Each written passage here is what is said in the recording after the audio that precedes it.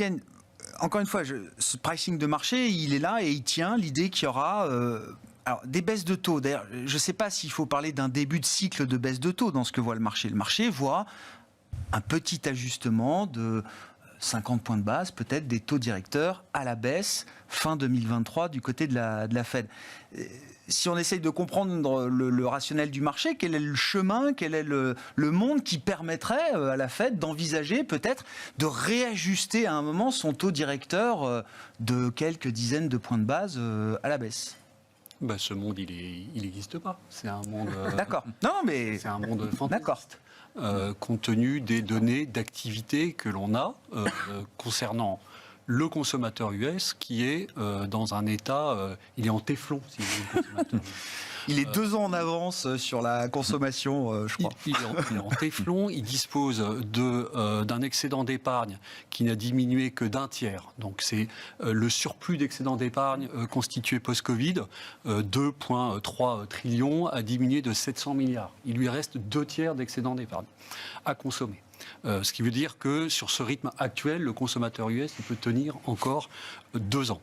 Le marché financier, la raison pour laquelle, si vous voulez, est en train de se persuader de cette logique. Oui, j'aimerais comprendre ce rationnel quand même. Logique de pivot. Il y a beaucoup de gens dans le marché, donc est lié à la grande crise financière. Il est lié à l'idée selon laquelle la sensibilité de l'économie américaine et notamment de la partie immobilière est extrêmement forte aux hausses de taux.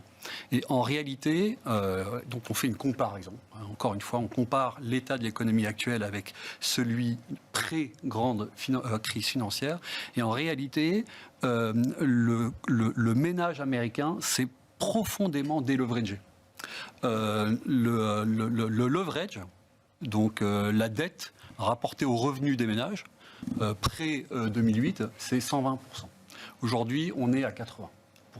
Et donc, vous avez, premièrement, un ménage américain qui est beaucoup moins sensible à la remontée des taux d'intérêt.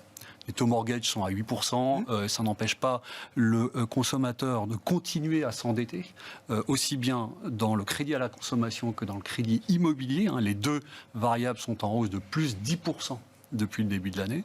Donc le consommateur américain, il est en téflon parce que non seulement il dispose d'un revenu disponibles très élevés et de capacité d'épargne ou de capacité d'endettement qui sont beaucoup plus élevés qu'ils ne l'étaient en 2008, date à laquelle le consommateur était beaucoup plus sensible aux vibrations d'un marché immobilier qui pour l'instant continue, même s'il montre des signes de fragilité, mais continue à se tenir.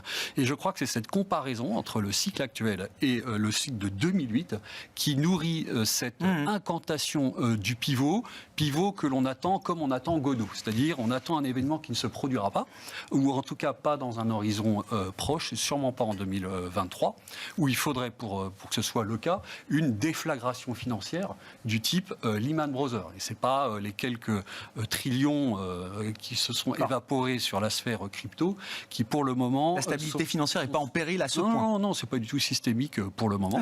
Même si peut-être qu'on découvrira au bout du fil une certaine forme de sensibilité des banques américaines à cette sphère des cryptos, mais pour le moment, c'est pas vraiment systémique. Et donc, si vous voulez, quand vous rajoutez à ça le fait que Jérôme Powell est habité par le spectre d'Arthur Burns, c'est-à-dire du chairman dans les années 70, la grande période de l'inflation aux États-Unis. Donc Arthur Burns, 1975, monte les taux jusqu'à 13%, les rebaisse jusqu'à 5%, et en les rebaissant, non seulement il ne parvient pas à relancer l'économie américaine, mais provoque un choc d'inflation qui conduit à l'ère Volcker. Et Volcker lui-même qui refait baisser les taux début 80. N'oublions pas, le absolument. rate of all times, il a eu ses faiblesses aussi face à l'inflation. Non, mais dans un univers changeant, les erreurs de politique monétaire sont nombreuses. Non, mais ils sont marqués par ça. Ils sont marqués par ça. Juste pour expliciter votre scénario, enfin le schéma que vous avez en tête, qu'est-ce que ça veut dire de la croissance américaine pour 2023 ? Elle va être encore résiliente, elle va supporter 5% de taux directeur jusqu'à 2023, jusqu'à la fin de l'année 2023, ou est-ce qu'à un moment ça craque ? Qu'est-ce qui craque ? Ouais. Écoutez, pour le moment, donc le moteur, c'est la consommation. Ce moteur tient, et il tient d'autant plus que le revenu des... Oui, les salaires progressent.